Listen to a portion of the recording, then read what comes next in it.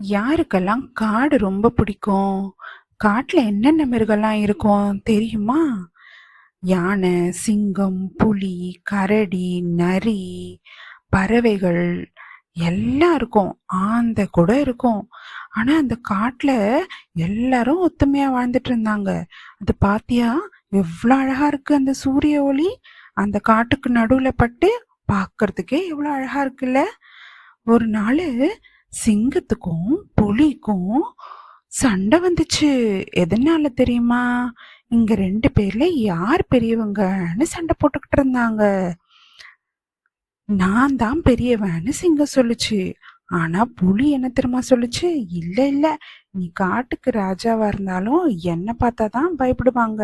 என் கண்ணு தான் பார்க்கிறதுக்கு பயங்கரமா இருக்கும்.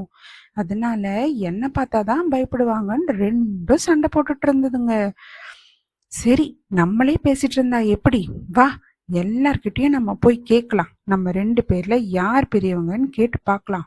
வா அப்படின்னு எல்லாரையும் கூப்பிட்டு இங்க 2 பேர்ல யார் பெரியவங்க அப்படின்னு கேட்டதும் எல்லாரும் பயந்து போயிட்டாங்க. ஐயோ, சிங்கத்தை சொன்னா புலிக்கு கோவம் வரும், புலிய சொன்னா சிங்கத்துக்கு கோவம் வருமே அப்படின்னு சொல்லிட்டு இருக்கும் போதே யானை வந்துட்டாரு உள்ள. அத பார்த்த உடனே சிங்கத்துக்கும் புலிக்கும் ஷாக் ஆயிடுச்சு. என்ன அங்க சத்தம் அப்படின்னு யானை கேட்டது. இல்ல இல்ல, நாங்க சும்மா பேசிட்டு இருந்தோம் யானையாரே அப்படின்னு சொல்லி சமாளிச்சுட்டாங்க. இந்த காட்டுல நான் தான் பெரியவன். என்னை விட பெரியவங்க யார் இருக்கா இந்த காட்டுல? போங்க, இத பத்தி இனிமேல் யாரும் பேசக்கூடாது. போங்க போங்க, எல்லாரும் அவங்க வேலையை பாருங்க அப்படின்னு சொல்லிட்டாங்க. இந்த கரடிய வழியில பார்க்கும்போது, யார் இந்த காட்டுக்கு பெரியவங்கன்னா? நீங்க தான் பெரியவங்க யானையாரே அப்படின்னு சொல்லி தலையை குனிஞ்சுக்குச்சு.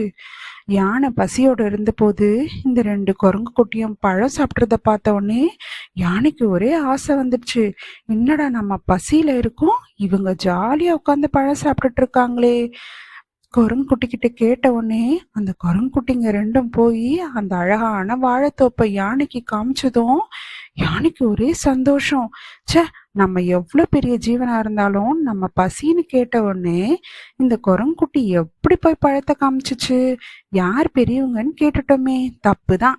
யார் மத்தவங்களுக்கு உதவி செய்யறாங்களோ அவங்கதான் உண்மையான பெரியவங்க அப்படின்னு எல்லாரும் சந்தோஷமா இருந்தாங்களாம். இந்த கதை உங்களுக்கு பிடிச்சிருக்கா?